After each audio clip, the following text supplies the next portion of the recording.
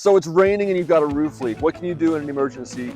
Maybe a roofer can't get out for a couple of hours and you just have to get the leak stopped. So the first thing you want to do is get as close to the leak as possible from inside. So if you have an attic space, get into the attic space and try to find out exactly where the water is coming in. So you should be able to see water dripping down somewhere from the roof on the inside. Get as close to that spot as possible so you can kind of locate where you need to work on the outside.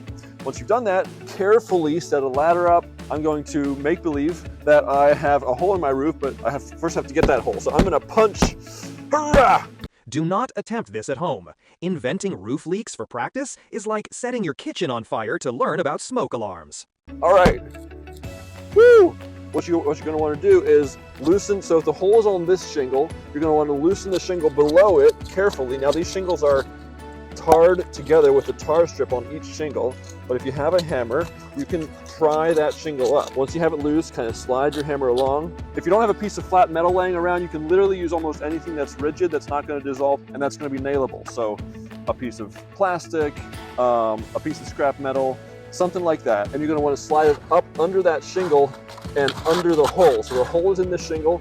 I slide it up under there, above where that hole is.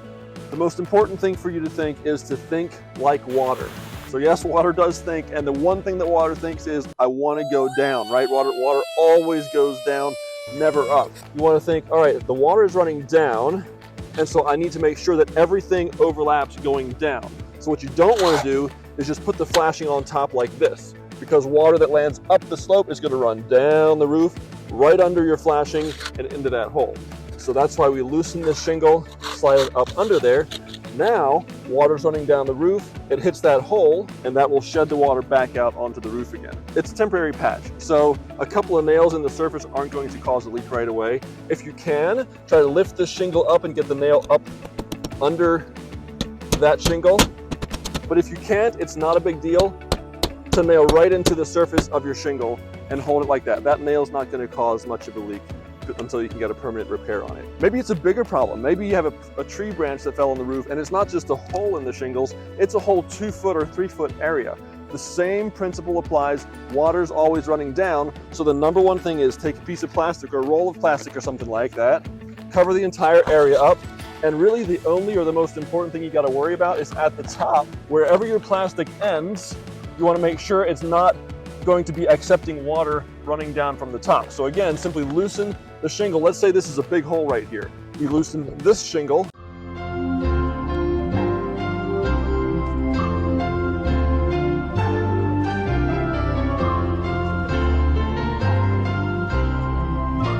You simply slide your piece of plastic up under that shingle that you loosen, making sure all of the top part of your plastic is under that shingle.